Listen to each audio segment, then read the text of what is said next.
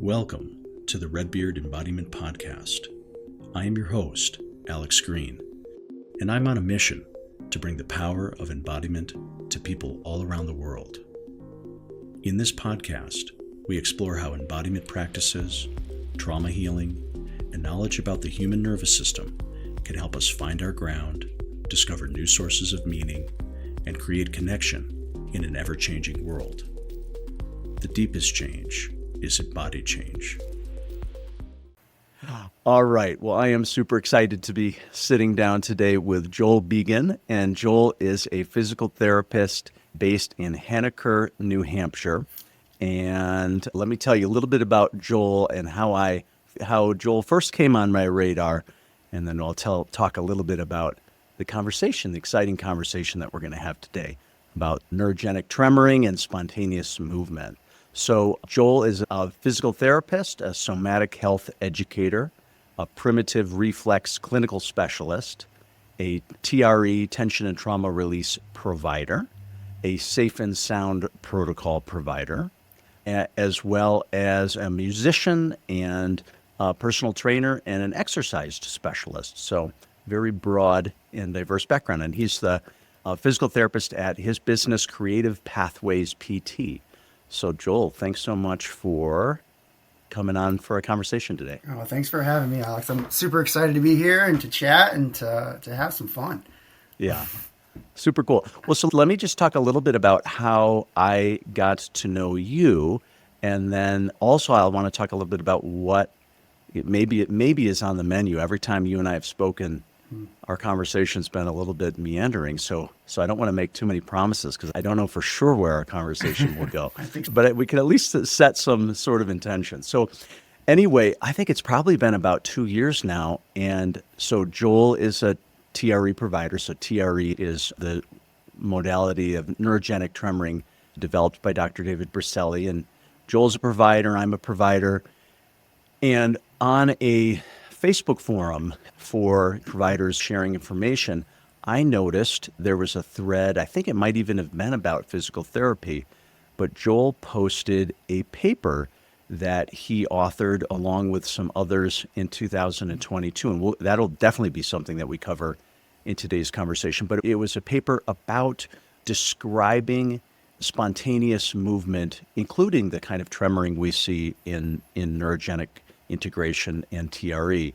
And he sent me a copy of the paper, and I read it, and it was like a complete breath of fresh air to me because it put into language, it was a collaboration with, I think, four other professionals, Rolfer, and Joel can tell us who else, a little bit international. I think somebody's from Brazil is in there. Right. But basically, the really quick summary that I hope I don't get it wrong, is in lots of therapies, movement, in manual therapy modalities, movement therapy modalities, some spiritual practices, spontaneous movement arises. And sometimes that's shaking and tremoring, sometimes that's stretching, sometimes that's undulations. And the question being articulated in this paper is, what do we know about this phenomenon? And there are modalities that utilize it, like TRE, like myofascial unwinding, continuum movement, et cetera, et cetera. There's modalities based around this principle, but what do we actually know physiologically and neurophysiologically and otherwise? And part of the breath of fresh air that I felt in reading the paper was, in many ways, I have exactly that same question. So for me, coming in as a bodywork therapist, structural integration trained, and then later in Feldenkrais movement training, from the very beginning when TRE first came on my radar, it was like, wow, I'm seeing this. I've had this happen. It's happened to me in bodywork. It's happened to me in acupuncture. When I'm doing bodywork, I see this sometimes. And it was only until I came across TRE did I even find somebody who was even talking about it in a substantive way. It's sort of mentioned here and there in some of my training, but not a lot. And so what I really appreciate about Joel's paper is just asking the question of, where do we see this? How is it being languaged? And how might we begin, and I like the word begin, to ask meaningful questions about this, and also acknowledging that this is largely absent from the existing bodywork literature, manual therapy literature, physiology, fascial literature. There's just not a lot out there, I think, is the honest answer. And so it was published in 2022, and I read it and I thought, oh, great. What an intelligent framing of this conversation and intelligent questions being asked. And I hope that this leads to sort of more steps in the general inquiry. So in any case, I got this paper, and then Joel and I connected on Zoom over several conversations, and I got to hear not only what led up to the questions that he and his team put together in this paper, but it is the very interesting personal journey and professional journey that sort of put you in this place, Joel, of asking these questions. And so I've been wanting to have you on the podcast for quite a bit now, and so it's taken some time for you and I to schedule. And so anyway, so what do we want to cover? We want to cover your paper for sure, but I want to cover your personal background, because your own story of spontaneous movement and health was very interesting when you first shared it with me. And I also want to hear about the really unique ideas that you bring into your treatment approaches. I think all of these things would be really interesting for our conversation today. Sure. So that's a quick preview. Yeah, thanks for being here. Super happy. Yeah. Awesome. Well, Joel, what if let's start with your paper. Sure. Is that okay? Sure. Yeah. We can go there. Yeah. Yeah, and then we'll probably backtrack from there. So That's fine. Tell me the story. How did this idea start to formulate? How did you assemble this team? Oh, Albert. Yeah. So it's interesting. How did this come about? Yeah. And but I better read the title too. So the Go paper ahead. is called Characterizing a Common Class of Spontaneous Movements. Right. And it's in the International Journal of Therapeutic Massage and Bodywork, Volume 15, Number 3, September 2022. So that's what we're talking about. And it's a fun read. It's a fun read if you haven't read it. It is a fun read. It's kind of light. I mean, that's the thing. We didn't put a tremendous amount of heavy scientific work into it, but we did try to tell the stories of individuals that had some of these experiences, and then some of the experiences that me and one of the researchers had in our movement world of working with individuals with spontaneous movements. But yeah, a super fun paper that really did just bring in the question of what are spontaneous movements and how can we pull together some ideas to better describe them. So we came together in an interesting way. Budeman which was one of the initial researchers that kind of did, I forgot his first paper. He's basically out of New South Wales in Australia in the environmental science. So I think his specialty is in like soil sciences, but he was bringing together a paper about fascial unwinding, I believe. And I reached out to him and said, this was a phenomenal paper. Can you pause briefly and just quickly define fascial unwinding? I'll probably do this as we go.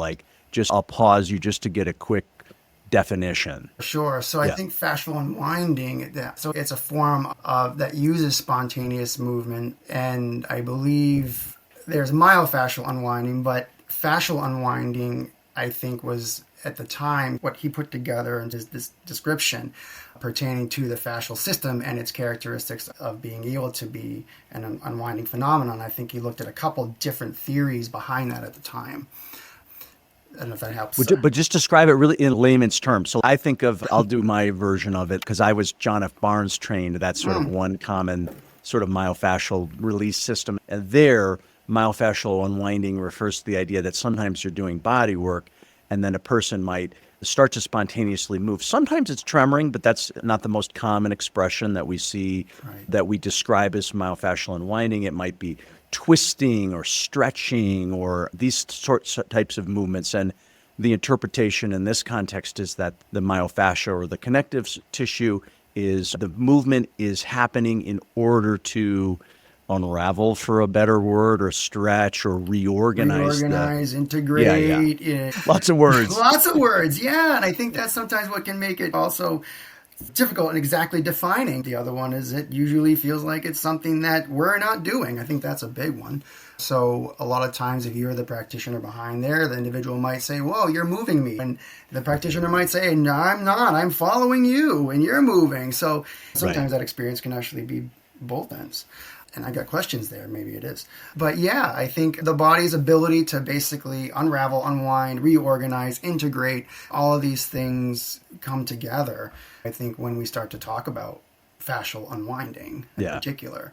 And I know like Robert Schleip has some particular theories behind this work. John Barnes has some particular theories behind this work. Within the paper, that was something that we looked at, different disciplines that sort of have this phenomenon happening within their practices. And like you said, some are movements, some are spiritual experiences or practices where they're... Kundalini yoga, the shaker tradition, some of these, Right. So it depends on where you are also too, and when you're what window you're looking at and where you're coming from. But all seem to have this phenomenon. So okay. So go back to the team. So there's the one guy in Australia, and he had been doing some fascial unwinding research. Is that right? Yes. All of us had some experience with this that we were able to say, well, what is this? Cool. And then so I connected with him. And then he sent me he said, this is something I was really interested, but not so much right now. Here's my other friend, Dorothea. So Dorothea Blostein up in Canada, she is an IT researcher up there who does a bunch with structural integration work. Or sorry, not structural integration. She works a lot with Tensegrity in the IT world.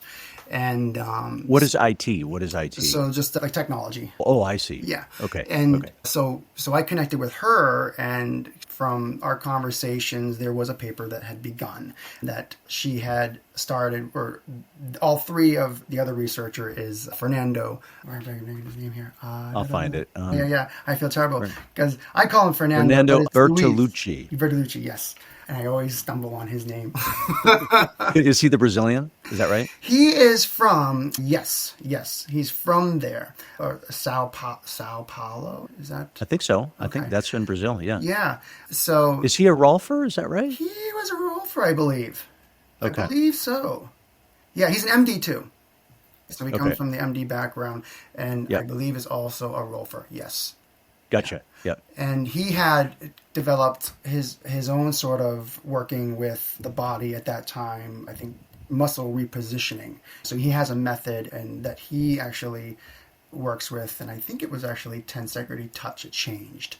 So again, lots of versions in how we are interacting with this, but that was his work. So together they had started a paper a little while back. I want to say, when did I meet them? I was in 7 or something. I want to say it started like early 20, 3 or something like that. So that's when it began. Decades ago. These ideas, and I jumped in as the end of the wagon saying, whoa, there's a paper going. Can I help out? And they're like, well, we don't know really sure where it's going to go. And so long story short, we got it started back up. We got communication going again. And then I was also a little bit of time frame from when it first had developed. So bringing in some different ideas and concepts, and when it surely came into form. But oddly enough, during that time, when we were putting it together, we got 3 people that just jumped right in with emails coming from different researchers within the group that said, I have spontaneous movements and I found your paper and what was available for at the time, and how can I get involved? And it was like, whoa, here's some of our folks to study about this. So those were where the case studies came from, case reports came from. I see. On that. And then we just compiled those. I took a couple case reports that we had from working in the clinic together, or working in the clinic separately that we had, Fernando and I, and then put them together and then brought in some of the language around it to explore that more. Yeah. What were some of the modalities that you considered or included, both bodywork disciplines, movement disciplines? You may not remember every single one, but that's okay. I got a copy of it here. I made sure to pull it out because it was written a while ago. A snapshot of the different approaches that you brought together that you felt had this commonality of spontaneous movement as significant enough to be brought together in this comparative way?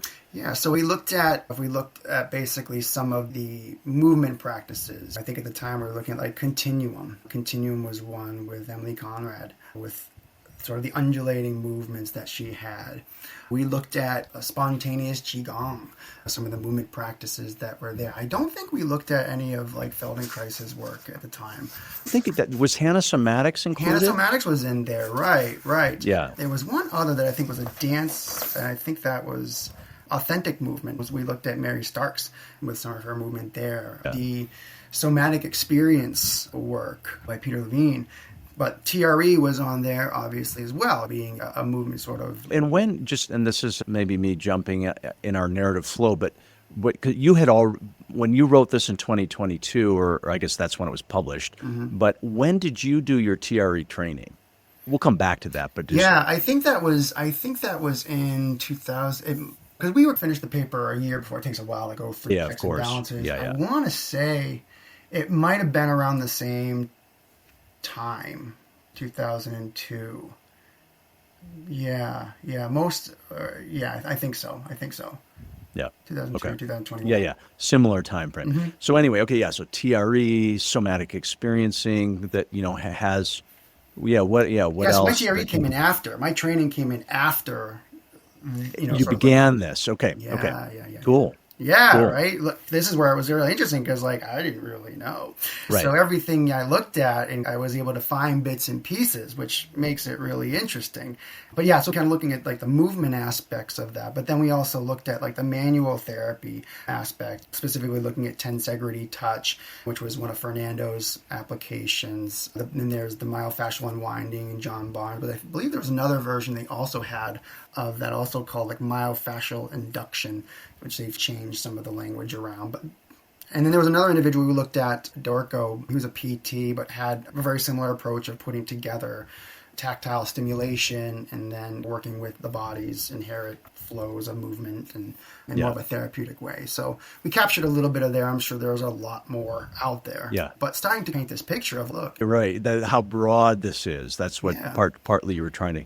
And then also, you referenced Kundalini yoga, shakers. The shakers, right? Some of the working with the deities and things like that, or the gods that, But I think there was another African culture that we looked at too, and I'm going to get the name pronounced. What, candomblé? The candomblé? Or... Yeah, it's I think. Well, that's South American. South American, sorry. Yes. Yeah. Yep. But bringing these trance states during movement to act as a stimulus to, again, come into some of these spontaneous movements that all of these sort of together have said have health promoting benefits to them. Right. And I think that was the big main. Can you guys? Did you guys invent this word? If you did, I'm so proud of you. But there's a cool word in there. Let me find it. Morphogenic movements. Okay, that's a cool word. We better get back. We didn't invent that. There was a great word. Wait, where the hell did it go? Hold on. Hang on. I'm gonna find it. Beneceptive. Oh, no. Yeah. When I first, that was a word that actually Fernando brought in, and I remember saying, what does that word mean? But okay, so there was, well, let me read how because what the authors refer to these movements in general, the spontaneous movements, as beneceptive, meaning rewarding, appropriate, and health promoting. Yeah. And draw analogies to reflexive behaviors like pandiculation, natural stretching, and idiomotor action, movement driven by unconscious intention. Yeah. But that word beneception, I thought, that's cool, that it has the perception of this being healthy. That's a great word. Beneficial for us. I had to look it up initially when it was suggested. So. Yeah.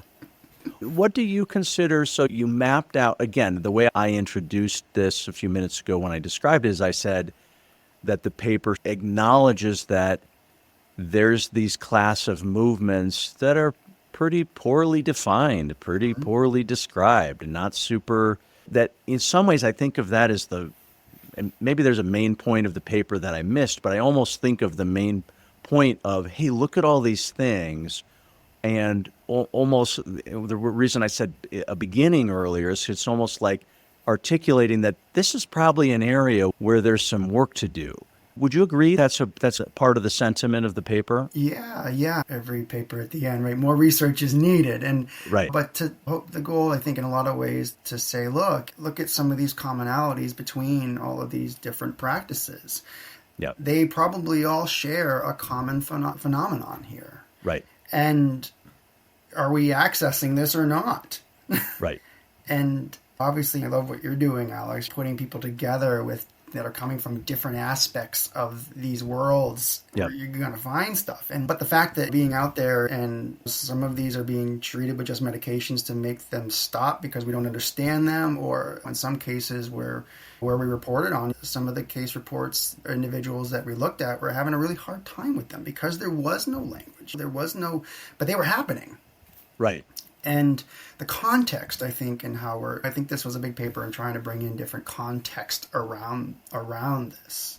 So we can change a little bit of how we're looking at it, ask different questions going forward. But then also to start maybe even seeing it in front of us. Because when you start, and I always find this interesting, when you start talking to people about it, they usually say, oh yeah, I know, I see that a lot, actually, when I do work. And yeah, that's because you're creating this. Creating the context for Creating the context for it. So these emerge and spontaneously. I think that's the beauty of it in a lot of ways. Yeah. When you completed the paper or published it, and then it sounds some people would reach out because they'd say, hey, we see this. Yeah, maybe I have two questions. What conversations have gotten started because of this paper? That's sort of one question. And then the second question is, does your team there, you and the group who wrote this, is there a next step that you or any of you are working on or thinking of? So maybe those are the two questions. Yeah. Well, here's the last one. In some ways, I think what we thought was to see what this does. And definitely, I think, on my end in particular, there's definitely interest in bringing more of those stories to the forefront. So if there's folks that didn't have spontaneous movements and went through some experiences of working with that, first of all, I'd love to hear from you. But to start to almost compile always interesting. Yeah, it's always very interesting because I think the authenticity of that and capturing that phenomenon, depending on what language or what framework we go through to look at this, it might change particularly. And I think each individual kind of has their own story kind of coming in, which can be really fun. Right. But I forget what the first question was. What was the other First one? question was, did anybody, what, was there any outreach? Did people write to you? Not a lot. You might be the fifth person that's read this. I counted for. Well, the first of many, if I have anything I to do hope with so. it. I'll tell you what, I have shared it with at least 20 people, like directly. Awesome. So I think that at least about that many have read it. Yeah. If you're looking to go out of where you are now and where you, and the language that you're using to understand this, and especially if you put some of the pieces together for yourself, and this can help you go outward more. And I believe every single one of these sort of frameworks gives us another clue about this phenomenon. It gives us, when going into it, even playing with it might be fun, but there are definitely different avenues of this that you start to see, especially for me, like the unwinding phenomenon. Can it be done? Of course, you jump into the fascial research a little bit, where TRE uses quite a bit of oscillation and I guess in some cases quicker movements in the beginning, but not always the case. Where John Barnes may start with a longer, drawn-out fascial tensioning. Well, we're dealing with two very different ways of receiving some of that information through the connective tissue, but both may actually lead to the same place. And one may become the other. I don't know how often in John Barnes' work, I think sometimes it moves into tremoring, but certainly in TRE, tremoring often, the oscillating quality of it will pause and then move into spiral movements and stretches and things of that nature. Well, that word oscillation too, and I think about a lot of times movement in general as being an oscillation property or experience. So in a lot of ways, these smaller kind of fast oscillations are probably part of larger oscillatory behaviors. So we can have them both together. And this idea of having almost choices and different variations of this, I think that becomes a little bit of the art. I hear people talking about that all the time, but I know I'm jumping a little bit here, but even in some of the Biotensegrity world, looking at complex systems and things like that, again, emerging properties, well, that's spontaneous. We didn't talk about Biotensegrity in that paper, but the idea of spontaneity within a system is largely part of that. Yeah. Super cool. Can you talk about one or two of the case studies in the paper that come to mind, where just examples, the kinds of examples you used to illustrate the case studies? Yeah, I think in one case that we looked at, there were definitely some histories, I think, as there is with all of us, but there was recent surgeries for some of these individuals, and that started off with some of these sort of spontaneous movements, and I'll present two. The first one, where he had a history, I think it was a nasal surgery actually, that ended up leading to basically some spontaneous movements in the upper trunk. Shockingly, a lot of these individuals, the movements actually occurred more up here in the body. And he got really interested in it, and to the point where he was saying, wow, this is feeling good. So this was during It was COVID. beneceptive. It was Good. beneceptive, yeah. So he started following these. Well, this guy he's a hard worker. He put in, I want 8 hours a day type of deal for a whole summer. And the stuff that he reported as far as not only his postural experiences changing, but ease and movement as far as like across the board, even eyesight, taste, through the sensory systems. He was giving so many awesome feedbacks. We didn't put this in the paper, but he also was doing it when he had COVID. And actually said it took a completely different turn working with some of those sensations during that process that he felt really helped him manage a lot what was happening with his conditions. Yeah. The other case report so he had a great time with it. He taught his friends it. So after he had learned some of these things, he went out and started teaching his family, started teaching some of his friends, and it works, and they're doing it now. So here's this idea of no formal training. Right. But learned through the process. And then went out. Here's a role of, we've seen this with healers. We've seen this with healers that have done similar experiences, I think. Right. And so that was a really fun case study. The other individual that we looked at, he's an older gentleman, both males, his experience with some of this, I don't believe, yes, he has a shoulder surgery too, but he was an avid swimmer, kind of growing up, almost like Olympic. He was very active, but had a history of chronic back pain, and it was a surgery that he had, but then he started having some of these sort of what he described, I think, as almost like liquidy based kind of movements that he felt in his body, things just sliding and moving. And from there, he started to notice some of these twitches that really were disruptive to him. And they weren't comfortable, and in some cases actually were painful. So, but during the process of this, when we were asking, he did notice things changing. He saw things softening up. He saw his posture changing. He saw his body getting better. But even that, he didn't have a context of really explaining entirely what was happening to him. Yeah. But I think throughout the process, he did say things are getting functionally easier for me. But this process doesn't feel good. For you regular listeners to the podcast, you know that about half of these episodes focus on TRE, tension and trauma releasing exercises. And I wanted to make sure that you know about the Redbeard TRE certification program, our educational platform to certify others. And we have both an online version of that I teach, as well as an in-person version of the training that my colleague Ellen McKenzie teaches in Madison, Wisconsin. My next online certification training is beginning August 3rd and 4th, 2024. That's the first of 3 modules. And the way the certification program works is it's about a 10 to 12 month program divided into 3 phases of learning, each with a weekend connected to it, and then some one-on-one work with me and people on my team to support your learning journey. TRE has been a life-changing modality for myself. It's open to people with any background. I wanted to make sure you know about the program. You can find more information at redbeardtre.com. These 2 examples are great. It strikes me that there may be this sort of percentage of people who the phenomenon begins, however it does for them. I've heard a lot about it I've seen the onset of it quite a bit through bodywork. That's one example. I've had a lot of people come where it began in meditation. I feel like that's another common onset where people do say sitting meditation of some sort, and it's out of there that somehow some movements start to arise, and then they're wondering, they get curious about that.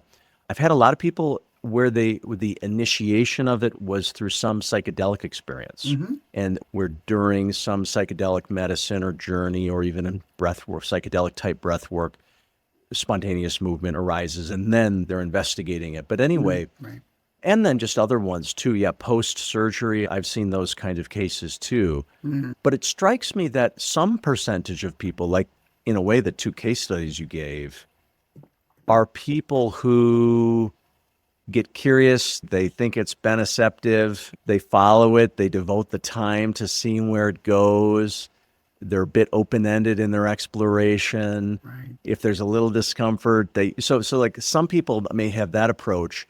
And then I think there's other people who are pretty mystified, who think something's wrong, will try to inhibit it, get scared of what the phenomenon is, or not necessarily scared by it, but don't have the sort of open-ended time to just give it space and the curiosity to it. So it strikes me in that larger group, what I expect is a larger group of people who can't DIY it completely, that there's the role where educated professionals, whether they're movement, body work, whatever it is, people who do have a framework, it strikes me that the potential for facilitation is probably the lion's share of individuals for whom this starts would benefit from some skillful facilitation. I wonder if that's your impression as well, or There is sometimes I jump in like the music context to understand this, because we got people that are really trained classically from 3 years old on, and then you got other people that never did any training that play only by ear.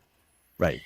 You can still play music at the end, and sometimes those combinations of the two actually work really awesome together. And some of the best music can come from that. But yeah, I think when you have a framework to go by initially, whether you start in something like yoga or Kundalini yoga, where, this is easy. If this thing comes in while you're doing that, it's, oh, you found Kundalini, go with it. Right? You did it. Yeah, it's like a Qigong or spontaneous Qigong. It's the Qi has arrived. Go.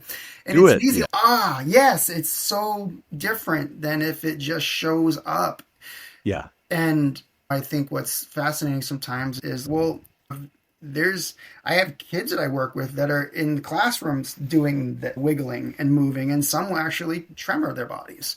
Sure. So here we are, right? And there's no context around this. In some ways, they're probably being told to stop. But having a framework to work with this stuff, I think really, I've always been told, like, you have to have a container. It has to be held within a container. Otherwise, you can spiral out. And you can pick your containers, it's probably fine, or jump between containers, but have access to a container. And I think initially with some of my own experience with this, luckily at the time I was also going through PT school. So I was getting both languages simultaneously when I had some of these experiences show up in my life. So it wasn't super scary, even though I was kind of being told, like, you got a brain tumor. These are all signs and symptoms of brain tumors, which, okay, sometimes they can be, but which is really scary if you're being told, Of course. Very much so. Yeah. or you're being possessed by evil spirits. Be like, oh, I am? Well, I didn't know that. Who do I talk to now? It just depends on who you meet along the way. It can send you in a completely different No, you're direction. absolutely correct about that. Depends on who you meet along the way. Yeah, Yep. and if you meet somebody cool that kind of gives you some, hey, you know what? Hey, look, you found something. The game changes. I always tell people I was lucky to run into Gil Headley before I went to school and before I ran into some of this stuff. But by the way, everyone will like, go on a trip, go hang out with Gil Headley and take some of his courses and see for yourself inside the body. But it gives you a reference point. And for me, it was like, well, maybe with some of this stuff that's happened to my body, I'm moving some of that stuff that I had moved through with some of those courses that I saw with my hands physically. Okay, I can go with that. Yeah. It gave me an understanding at least to say, I'm okay. Yeah. I think I'm okay anyways. If I'm not, I'll get checked. But let's see where this goes. Yeah. No, and let's unpack a little, as much as you're comfortable sharing with that personal story. I think that would be great to to include. Yeah, it's important. One quick question around the paper before I forget. I don't think this is in there, but I just want to ask is, did the paper did you look at all about, so you definitely looked at the modalities that you included, some of the explanatory frameworks involved. Did you guys discuss autonomic state changes or polyvagal state changing? Did that come up? We brought in the parasympathetic, what we believed that a lot of this, was the body accessing parasympathetic states, which I think jives well with some of Stephen Porges' work surrounding some of these processes of where our body heals. Yep. And if we can get there into those sort of default network states, then that's where our bodies are going to start to regulate. The mindfulness work and that stuff is important, but it's energy. It's using energy. Yeah. So, and I think you mentioned that with the quietness spaces and things. So we didn't directly address it, but we discussed about the parasympathetic state responses. Yeah, because what strikes me, and a curiosity I have for you is, what strikes me is that of all the modalities that you guys included there, the two I know best are TRE and somatic experiencing, because these are core things that I practice. But and in both of those, there's a little bit of the sort of the explanatory model for understanding the spontaneous movement is a bit similar. The polyvagal lens, but also Peter Levine articulated the sort of the completion of the threat response cycle. And so in Peter Levine's languaging, that tremoring would be viewed as a completion or a discharge of incomplete motor responses, and it would often correspond with the completion of sympathetic or fight-flight motor behaviors, or it might also represent a transition from the freeze immobilization sort of death state, as that tremoring might also emerge during that context. And that's also what Dr. Berselli observed. He found this sort of in real life context with a lot of intensity in war zones and things where he was seeing it emerge. And so I think both of them really resonated with sort of the analogy of the human to the sort of the wild animal, and this behavior commonly occurring around post-stress. Again, either fight or flight resolution or freeze immobilization resolution. And what I'm wondering is, and so I know that's baked right into the thinking of somatic experiencing and TRE, but I'm a little bit curious about like continuum, myofascial release, the Biotensegrity people, maybe even the Kundalini yoga people. And I know you're not like directly an expert in every single one of those modalities, but I'm just wondering I'm wondering like, how similar or different is the explanatory model from these other frameworks compared to this one that I was describing? I think it's important to also look at where they discuss continuum, right? And Emily Conrad. Understanding, I like to understand where the person came from that created it, just like in music. Why'd you create the song? And I like that question a lot because I find it so rich. Emily had quite an interesting history, I think, growing up, where she had some actually really interesting injuries to her abdominal area. Okay. Some of what I never got to meet her. I came really close, but I think she passed right before she was coming out this way, but we had plans to connect. I was really bummed about that. Really interesting woman just coming. Okay. But I think she had a really hard time with some of her abdominal areas of her body, to the point where I think she was actually creating self-harm in some ways. Without knowing it, there was something that wasn't healing for her that was tied to something deeper. And where I think she first experienced some of these undulating movements was one period at night where she was in bed. I'm just reading from some of her book, I think, where some of these just movements she started to feel overcome her body, and for the first time kind of feeling just at ease with herself. John Barnes had a pretty significant back injury that laid him out for quite a while when he was lifting really heavy weights at one point. At least, again, his story that was told by him. And he needed to find solutions to some of that stuff. I think Feldenkrais with his knee injury. His knee injury, right? Yeah, right. And then along the way, you tried to make people so people don't think you're crazy with what you're starting to explore and experience, but it's happening. You're feeling better, and you're not doing it the way that you were supposed to. So what do you do? But yeah, I think I don't know. I zoomed out there, but having that coming from some of those frameworks for those individuals. Trying to get, I can't remember where your initial. Yeah, well, I had mentioned like the explanatory mechanism for Peter Levine is that sort of the completion of motor responses, and also that transition from the sort of the shifting from sympathetic arousal into baseline parasympathetic, or shifting from the thawing of a freeze, so to speak. Okay. And I wonder if that languaging, if there's parallel languaging, and I can't remember in Barnes' work enough if there's that component. I'm not sure. I remember hearing in the back of my head, you just want to tune into the right radio station. You know? Yeah, I remember that. Channel 3. Yeah, Channel 3. Yeah. Oh, okay. I can't find Channel 3. Like, I'm on Channel 9 or something. But I think now, I forgot where I read some of this, but the interaction between sympathetic and parasympathetic simultaneously in the wiring that we have here. And I think in a lot of ways we look for very linear type of behavior patterns. We're either going up or going down. And why can't we do both or simultaneously? And I think, again, looking at some of the Biotensegrity world, the freeze state in some ways, they deal a lot with like compression and tension. I'm not an expert in any of that stuff.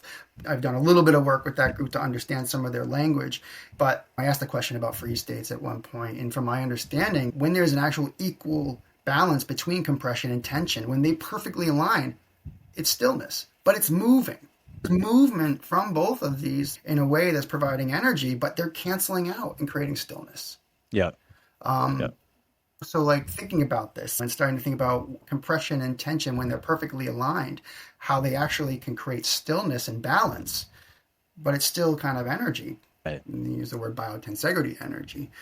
It just starts to be like, whoa, okay, wait a minute. I think at least in this paper when we were writing it at the time, I think we looked a lot at just trying to say more of a parasympathetic response that we're essentially trying to achieve with the body and in those places. Which we did put together like some criteria about how these things can come about and what are some of the characteristics about some of these things, with there being like arising spontaneously, like a criteria. There needs to be some sort of like stimuli that you bring into the system that does that. So for example, like TRE, we put the body on certain stretches, certain pressures are usually being placed on the body depending on the position that you're in, which I find really interesting, different positions that offer different pressures at the same time.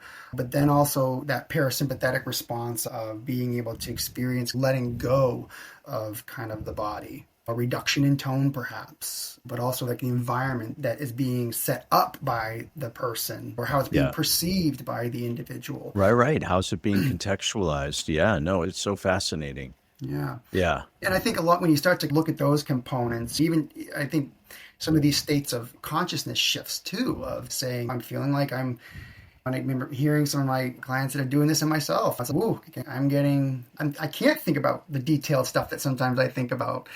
My brain doesn't want to, right? Not in this space. I'm outside that mindful, heavy place. And this feels nice, right? It's funny. I don't know why I'm thinking about this right now. It's like it's a slight non sequitur, but maybe not completely, but I'm thinking about people where their experience began outside of where there wasn't initially a context or much of a container, as you shared. And I'm thinking about Richmond in Australia, and he's also a PT, but his story was he always describes his initial foray into spontaneous movement. And I'm pretty sure for him it came during a Vipassana meditation retreat or several of them. And then it set up a thing where something was just happening. And he always describes it as, and I've heard the story other places too. I've heard it described in other contexts as well, but where suddenly he would find himself doing movements that there's no way he could consciously do. That if he had decided I'm going to put my body into this shape, or things that might even look like a yoga posture or something, that there would just be literally no way of him doing that intentionally. But because it was being led at another level, suddenly, so I'm just thinking of these kind of, in a way, more dramatic examples of expressions and the sort of the surprises that can emerge. Yeah. I think in the context that we put together, as far as what things can come about, I think we use the word combinations, permutations of different available movements that we have in sort of Right. those automatic spaces of our brain. The Yeah. brainstem in a lot of ways holds all of our automatic sort of properties. So being able to have access to those reflexively, for that matter, and I think, what does the body create? Or it's essentially creating jazz here. We're putting together some really different notes and creating some really unique sounds, or some really unique, in this case, postures. And looking at kind of the response of our body with the environment. And I think now we can say in a lot of ways, like, our responses are faster than the nervous system. This gets really interesting, right? If a nervous system is moving at a certain speed, yet reflexively we can move a lot faster.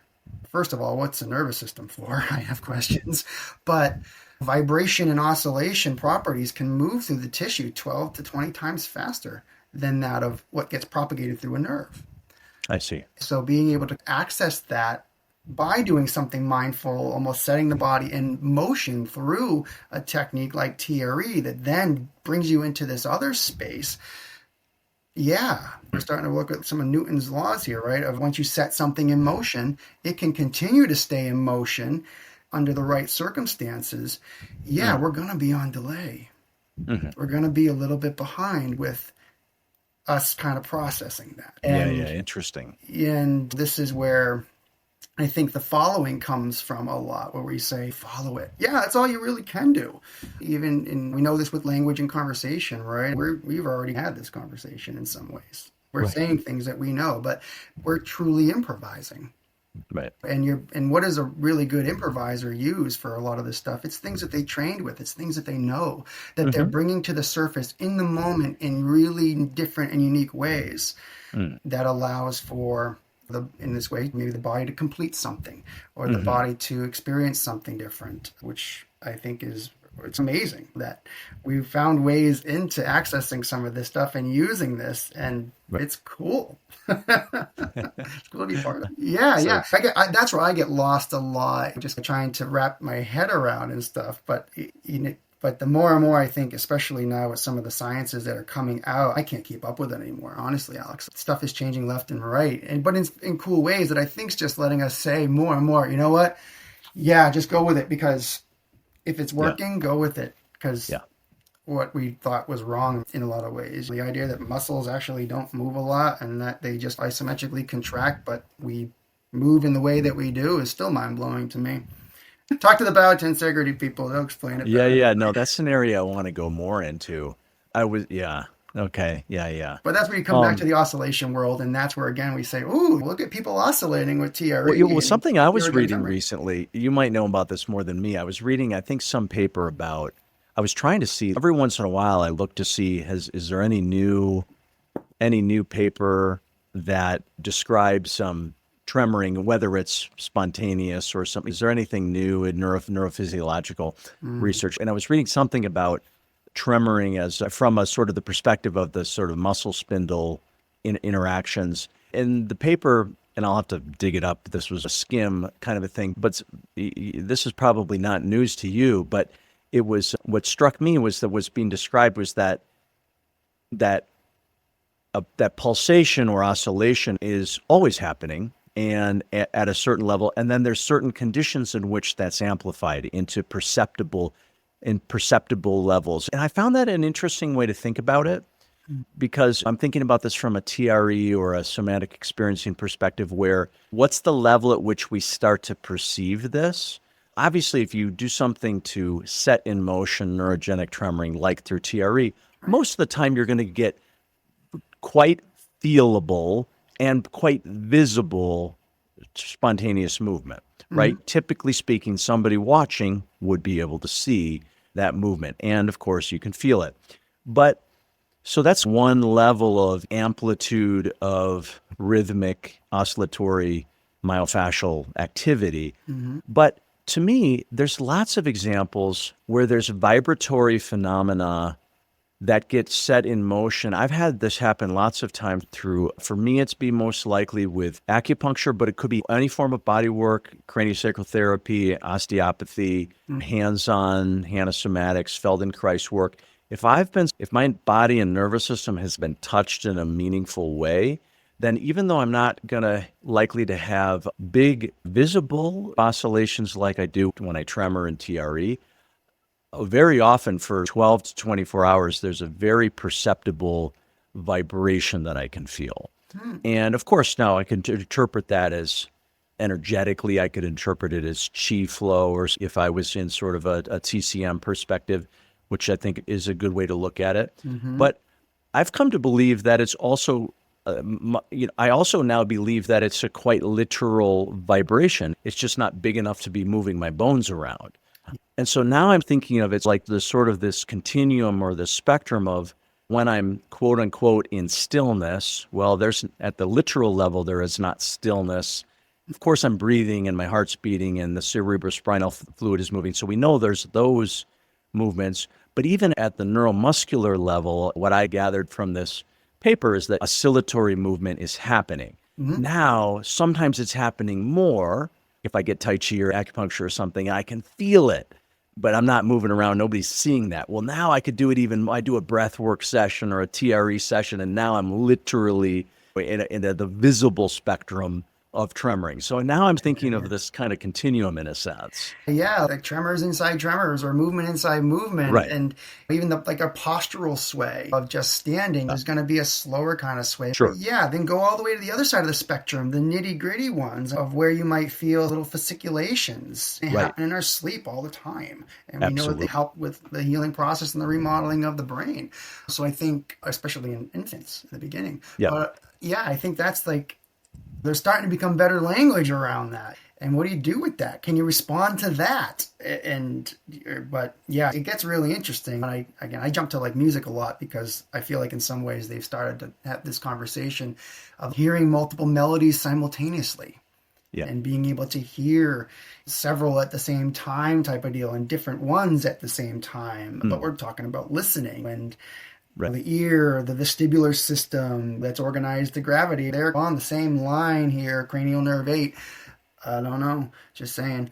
Even though they're talked about very separately, one organizes us accordingly to gravity and tells You're us talking about the auditory and vestibular are on the shared, on the eighth, the cranial nerve 8? Cranial nerve, yeah. They're taught very differently, but they splice right into each other. And I think what we're learning about nerves and how nerves feel and what's going, are they talking? I don't, maybe. Yeah. They're split off the same damn nerve. Super interesting. I ask a lot of people that question, and I don't get many answers, but I'm very curious. It's interesting that you say that because earlier you talked about so often we use the word follow. And I didn't say it when you said that, but a phrase that I use a lot this is especially true in somatic experiencing where first we're going into felt sense, but then it's oftentimes some spontaneous activity. Doesn't necessarily mean it's big movements. It just might be breath changes, sensation changes, the head moving a little bit. And a phrase I use a lot is listen and follow. That's in a sense the instruction that I give. And the listen part is because even though it's maybe not, I don't think of it as literally acoustic, but the sense of listening to what's occurring. If you bring and then the follow is then give permission or allow. And so that pairing, listen and follow, is a common language that I use when we're tuning in. Yeah, it's probably some means of regulation that we're probably doing with the body, co-regulation within ourselves. And in the music world, we call and answer is a talking conversation that you have all the time in music. But some people are better at talking and some people are better at listening. And it sucks if you're with somebody that just likes to talk all the time and doesn't want to listen. But that give and take a lot of times, or following, listening, yeah, there's something there. And we see it played out in a lot of other things too, a lot of other disciplines. Yeah. So yeah, I think we're coming into that space now. Yeah. And now we're bringing out, okay, we need to bring out language for this process. And are there some common things that we can experience, and what do we give them for languages? I ask kids this all the time because I ask them what's going on in their body because I work a lot with them. And they will tell you push on their arm and you tell them what else changed. They'll tell you if they know how to, if they're given the permission to look somewhere. Sometimes they don't need to be told, just, I can feel something else in my leg. But I usually tell them, say, look everywhere, not just here, look everywhere. And we're playing. We're starting to play. We're starting to practice this skill. Right. That's probably very much available. As we get older, sometimes you press on something and it says, well, how does that feel? It's okay. And what else do you feel? What you just did, like on my hand. Yep. But what else? What do you mean? Yeah, that's so cool. Well, Joel, let's hear a little bit about your personal story, if you're willing. You've alluded here in this conversation to, while you were doing PT school, there was something you were tracking and you were a little bit interpreting it from a PT lens, but sounded quite particular to you. Will you share a little bit about that? Yeah, I think I just hit a wall basically when I was 23, 24 at the time. I'd gotten out of a really long-term relationship. I just built my house for 2 years, and then I just did my first year of grad school. And I think I had some downtime that summer, which was an interesting part of the program. Normally they don't anymore, but so I wasn't going to get a job. I was like, but that was when I first started to basically notice some really interesting things start to happen with my body. I just hit a wall. And I remember one night saying, all right, I need to stretch my arms. And in particular, I think I was working with patients, a lot of hands-on work, but as a student. I was a personal trainer for 10 years prior to that. So I was comfortable working with people. But what was interesting to me was all these techniques that I was learning and getting excited about. And then I'd go home and try them on myself, and they wouldn't help. And so I was starting to They would not help? Is that what you said? They didn't help me, no. So I was seeing them work with my patients, but I wasn't seeing them work with me, and I was starting to get frustrated. Yeah. And saying, why can't this work for me? And was it, when you say work on you, was it like what were you noticing as not optimal for you? Like pain phenomenon or dyskinesia phenomenon? I was uncomfortable. I think I had built from this house from basically the foundation up. I really remodeled everything. I kept the skeleton, but I had done quite an extensive amount of labor for 2 years without any rest. I had in my mind that I was going to take on this project. And then after that, it was another project, right? The brain says, this isn't good enough. We got to go do something else. So maybe that was, but now all of a sudden in school, I'm sitting still. I'm not moving that regular lifestyle that I was doing and distracting. And so all of a sudden now I'm having to sit and study at night. So I think over time that just built up, and I started to need to do more exercise, more mobilizations, but I wasn't getting to the level that I needed to clear my mind and to be able to sit with the studies and the work that I needed to.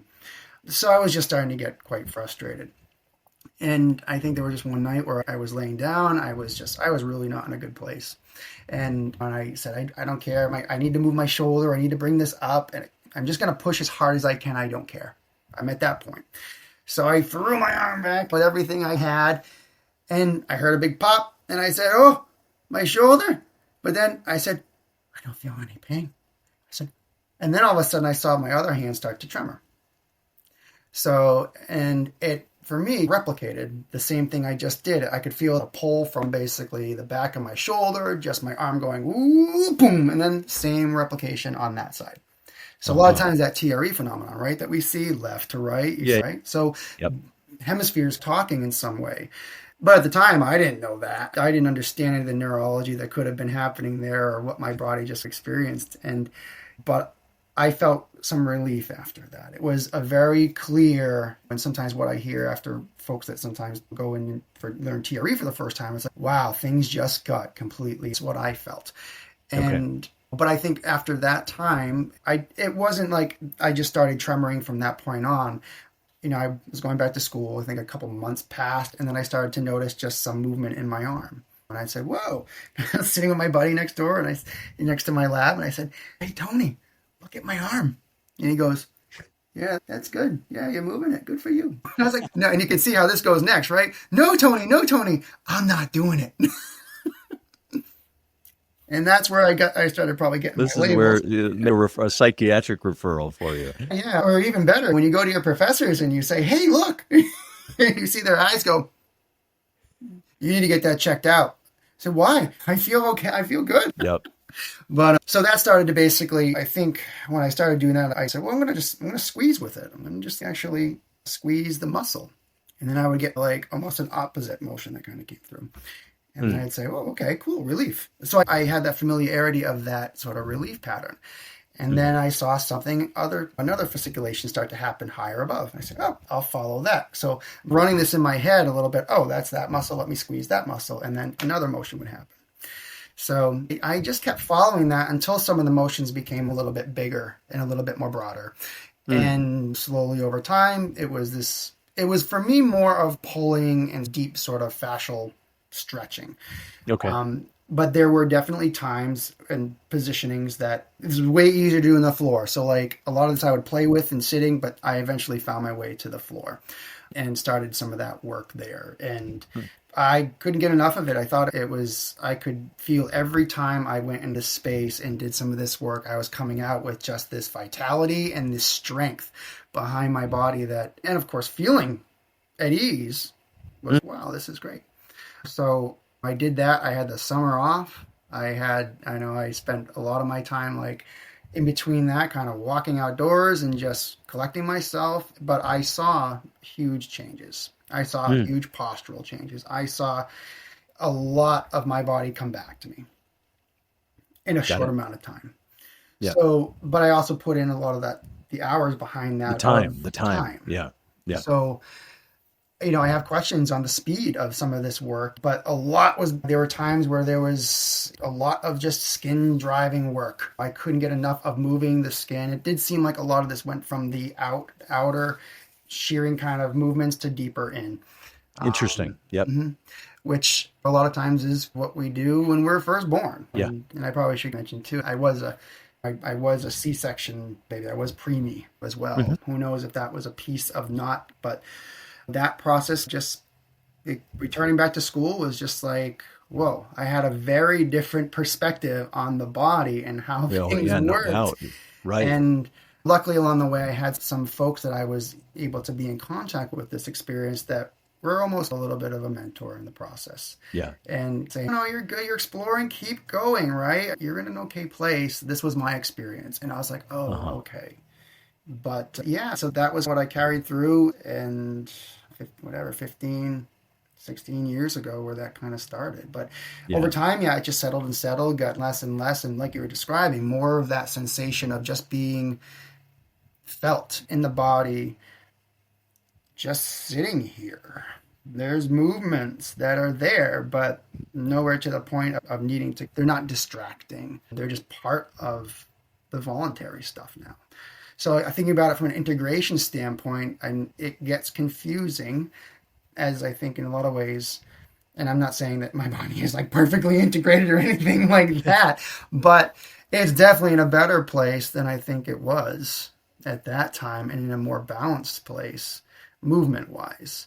And I'm more aware of a lot of those things that at the time I was doing that I think are like, whoa, I was inflicting some discomfort on my body. I was unaware. And so amazing. Yeah, no, that's so cool. No, thanks for sharing that. Yeah. That personal side. You mentioned there was a few mentors. You were lucky to find some mentors who were encouraging and whatnot. Were there any of the opposite? Were there any of the opposite experience? Like you were in PT school. You have access to experts in physiology, et cetera, et cetera. Did you bring some of the questions that ended up making their way into this paper 15 years later? Did you pose any of those questions to some of the faculty? Yeah. Well, there were some interesting conversations that came out of that. And there were definitely some perspectives that were like, no, we know movement's good and keep moving. Let your body move. And there were those takes. There were other people that were like, I don't know what you're doing, but I think you have a tumor and you need to get that checked out immediately. Oh, Oh yeah, my yeah, God. yeah. Oh my God. I don't want to talk to you anymore. But then there were definitely like, I don't know what this is, but this is weird. Yep, You know, it's everything in PT school is a lot about controlling the body, putting it back to certain yep, places with certain techniques, or at least using those. I think the language is changing now. A lot of the fields are changing where we're right. coming to more of a way of saying we're suggesting something to the body, but there's expectation behind techniques a Of lot of course. times. Right. And I think in this type of process, it's definitely like what you get is what you get. And it's the fun part. Yeah, yeah, totally. Hopefully it's beneceptive, whatever You you know, get. it's been a sense of that. You like that word. Yeah, I'm gonna start using it. But definitely All with right. like Well, I primitive. want to be mindful of our time. Maybe we got. Let's do one more section, which is yeah. I guess I'd love to hear how do you. You mentioned earlier people start to so much of it is who you meet along the way, right? Like you've got a process going. Do you meet a Qigong teacher? Do you meet a who do you meet? And some of those people are going to be encouraging. And I thought to myself, ever since you first going back 18 months when you so extensively weighed in on a question about my infant at the time, I came to the impression of I was like, wow, anybody who finds their way into Joel's office, that's some good karma. That was they met a unique person and a unique healer. So I'm a little so when you mentioned that earlier, it depends on who you meet. That's what I was thinking today. I was like, yeah, well, the people who find their way to you, I think of those are some lucky individuals because they're finding their way into a person with a significant personal experience of some of this stuff, and then also just the creative and sensitive person that you are. So, could you share a little bit about like how treatment works for you? It Mm, might be nonlinear, or maybe it's linear. Maybe you have a process. Like,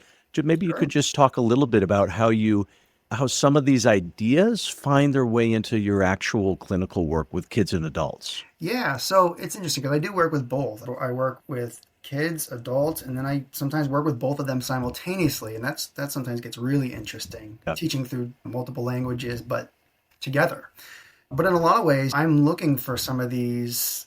I use them for tests now. So I am a physical therapist. That's as much as I tried to fight it along the way. I was placed here. So I have to use that language in a way that I can also pull in this other stuff and honor it, what I was taught through those experiences. So for me, primitive reflexes gave me that opportunity to work with the spontaneity and also have language behind it to present to people about some of these Okay. So features. unpack that because lots of people listening are not going to know what you mean by Yeah. primitive reflexes and the field of reflex integration. So Yeah. So give us a little 101 on that. primitive reflexes, the movements that basically build us. Some of these within utero and the ones that are that once we start to engage with outside. But our first interactions essentially with the environment come from movements that essentially are programmed in the brain. Now, there's some other research that actually show that some of the spontaneity may actually be there a little bit first and then the primitive movements. But we use those as our beginning, as the movements that are intuitively we know to start to interact us with the environment. What are a few like the Moro reflex Yeah, or the the motor sucking reflex, right? reflex or Yep. So some of these the doctor checks for in the beginning, and some people there's stories behind each one of these reflexes in a lot of ways of what they're useful and purposeful for. But oftentimes there are first kind of protection pieces also too that allow us to interact with this new environment coming out. So the Moro reflex in particular is that one that sort of some people believe is the first breath of like arms open, legs open type of deal, and they check for that by taking the baby and bringing it backwards. And if you see that, you have an intact nervous system essentially. But one of the first oscillations, right, essentially is this kind of motion going out, arms over the head, legs straight out, and then everything curling back in to the body. Think of just with those motions of of what we do from CrossFit overhead movements with the barbell to some of the fetal positions that we encourage people to go in when we see it with TRE. yeah, Right? yeah. Are we engaging with some of these reflexes? Are in some ways, but we know that those sort of reflexes, amongst others, like the asymmetrical tonic neck reflex, those are basically movements that allow the integration of the vestibular system, the auditory system, but also get us rolling on the ground. When it looks like a fencer pose, or the arm and the leg come up like this, and you look over and almost like a little bit of a warrior in some ways. Interesting. Right? You start making connections. But I don't know if they're entirely. But these are useful for us to start to build our body but also our brain. And we're not thinking about them. They're just there. And there are certain tests that you can do, and a lot of these are sensory based and movement based, to check to see if these pop up on an individual.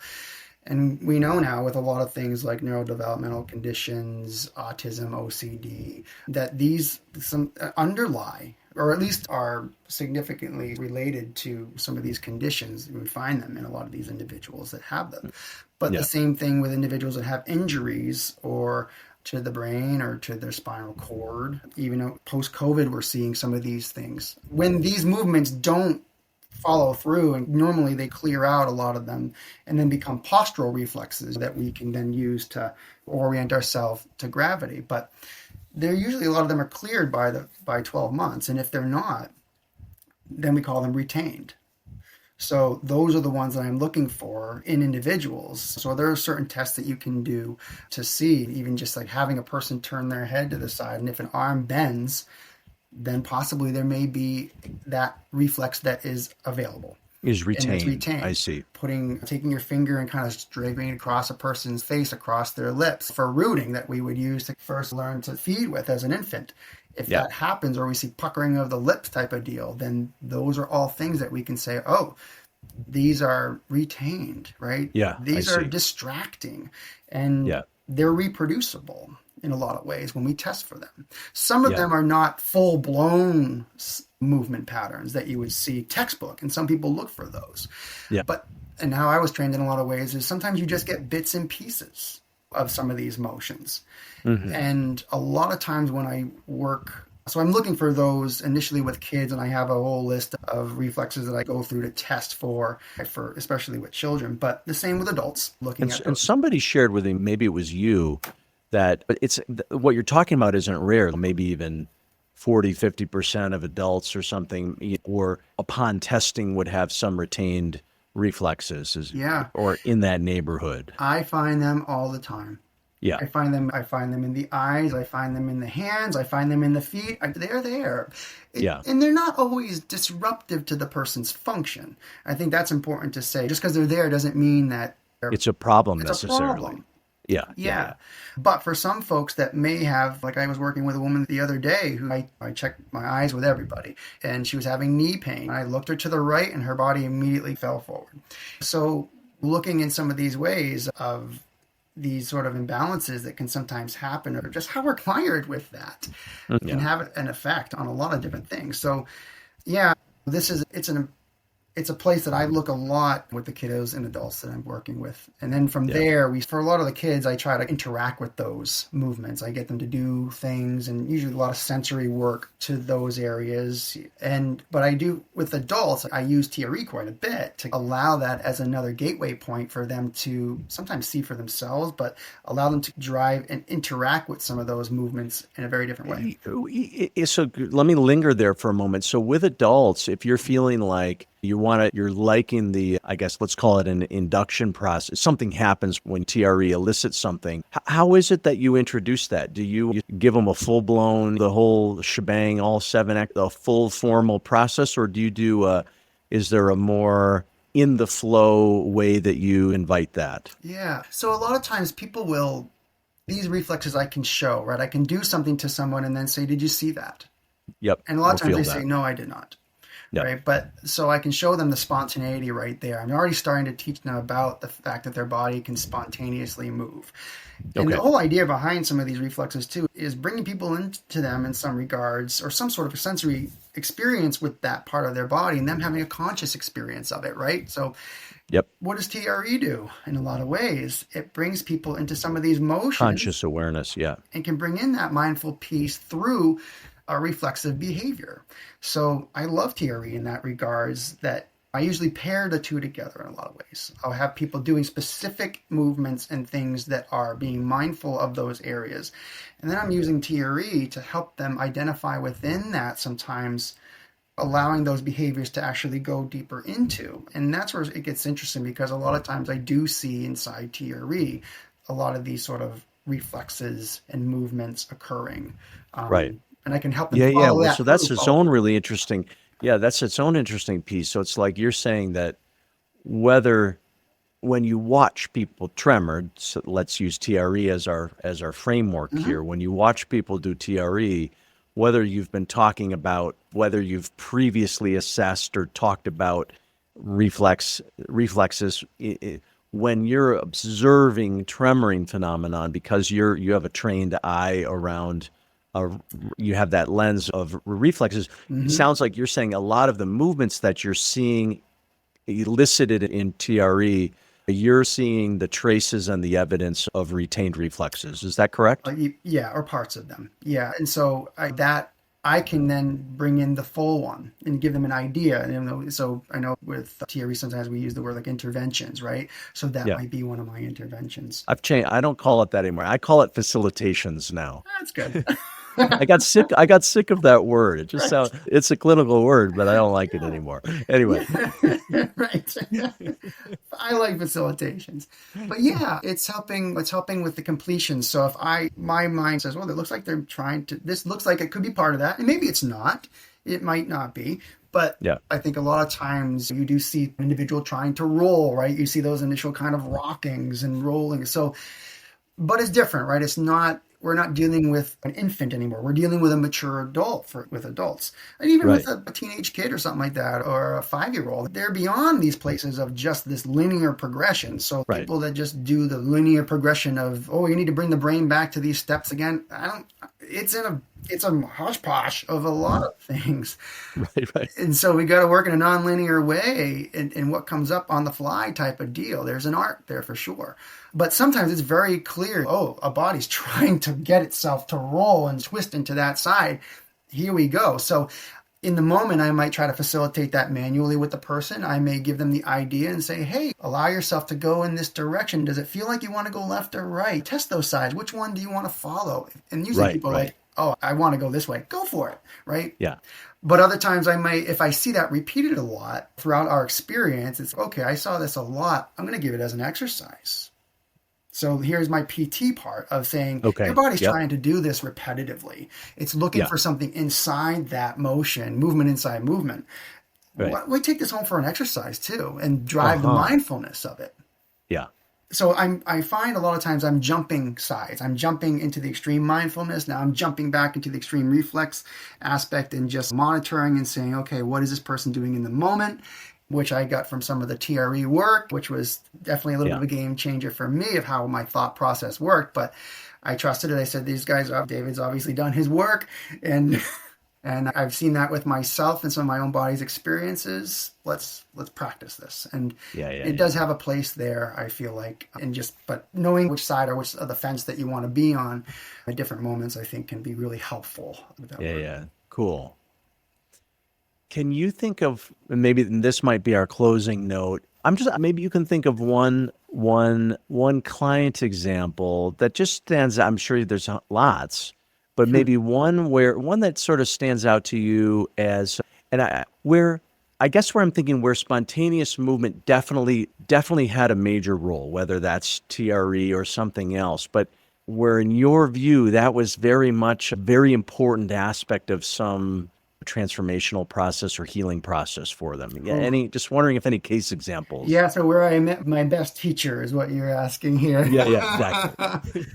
So in school, actually, I think it was my second year, this woman came through. Her name was Megan. She was 19 years old, and she had a Korea. She actually she was in the paper that we put together too, as far as a case report on movement collaboration. Okay. And she was just the sweetest girl. She was a gymnast who grew up and just had the most beautiful movements, elegant movement, but she had Huntington's chorea. So she started to have, which is a degenerative neurological condition. Can you say the word again? I missed it. Huntington's chorea. Okay. Yeah. And so it comes with dyskinesia, which is like involuntary, aggressive kind of movements where there's not a lot of kind of patterns. Again, right? Things that we sometimes see in theory, but again, not pathology. Right.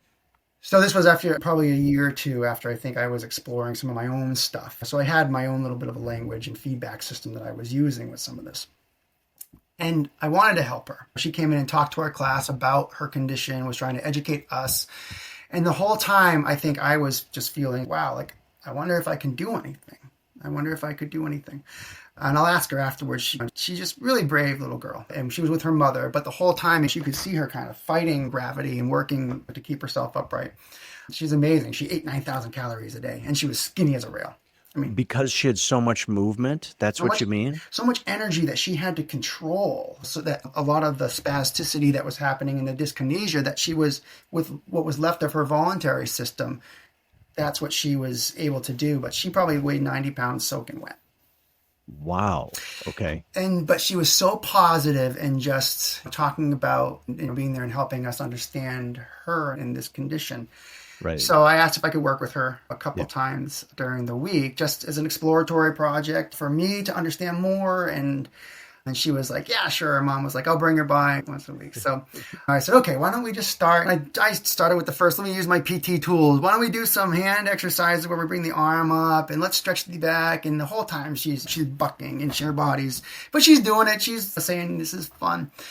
And I said, this just feels like there's something missing, obviously. I said, and I could just feel myself getting closer and closer and saying, all right, what if I try some manual things with her, right? And I'll try to allow myself, but I couldn't keep track of her. She was so fast with some of these motions.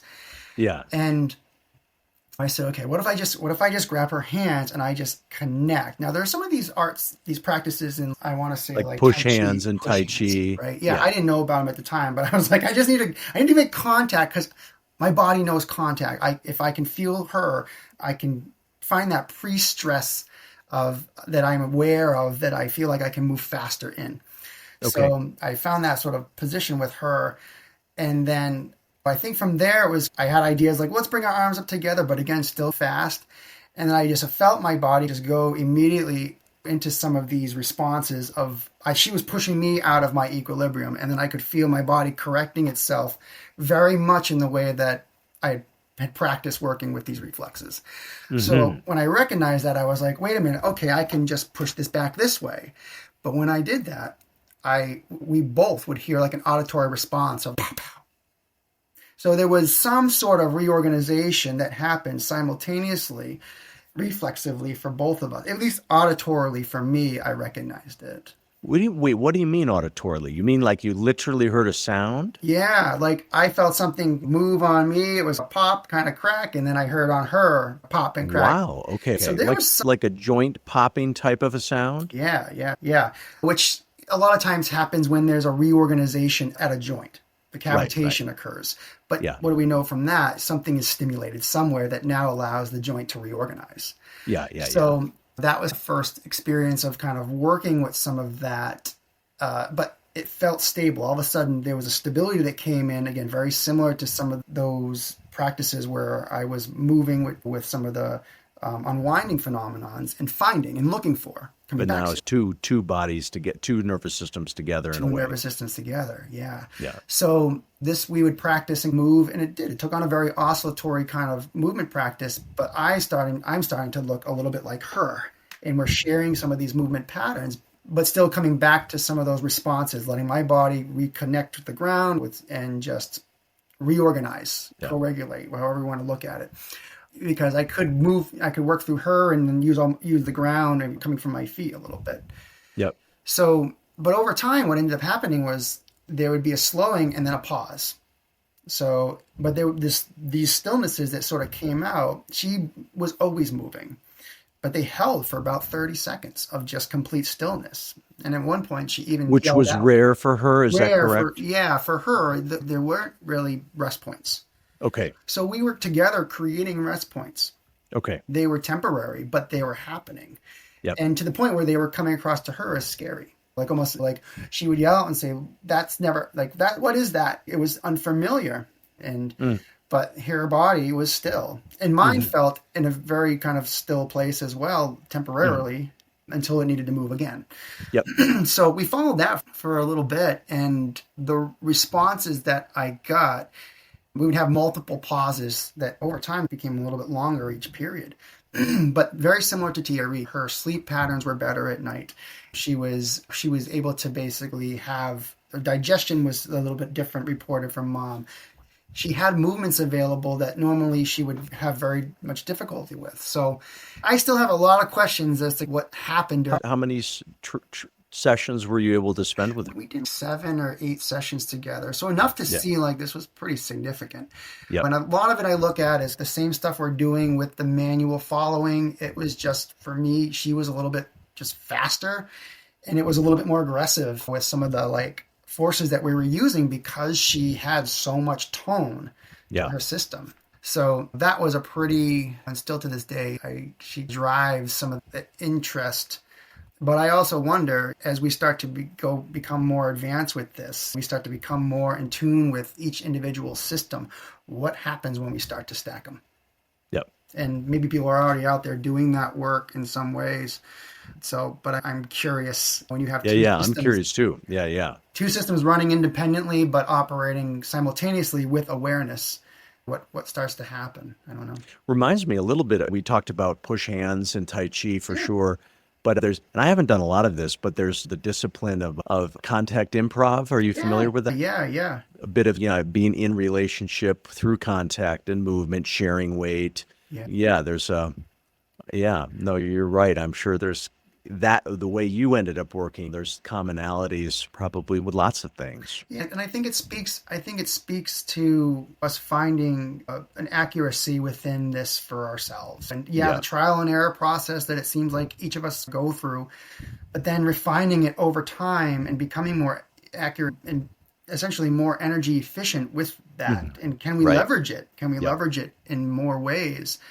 Because we're not wasting as much energy in the beginning, which I feel like, at least for me, that was a process that definitely happened. Can you leverage some of this process in ways that allows healing to present faster? It probably is very fast, but in this way, do things that we're just not doing yet. And I'm curious. Yeah. That's a very cool early teacher for you. Yeah. And she still has me going back to the drawing board I can approach it every day and be like, were we just dancing? I come back to that too and say, were we just being weird together? And that works. I got to look at it through that lens too. But no, there was something relating to the mechanics of this all but she was just fast. She was fast. And the only time she had that other stillness, from my understanding, is a couple days before she passed. That was the only other time where there was a completion in her system. Wow, interesting. From what her mother said.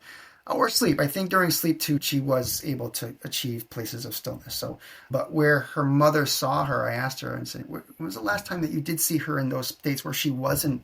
And she said, the last 2 days before she passed. That's when I saw her in that state of just stillness. Ease. Yeah. Wow, interesting.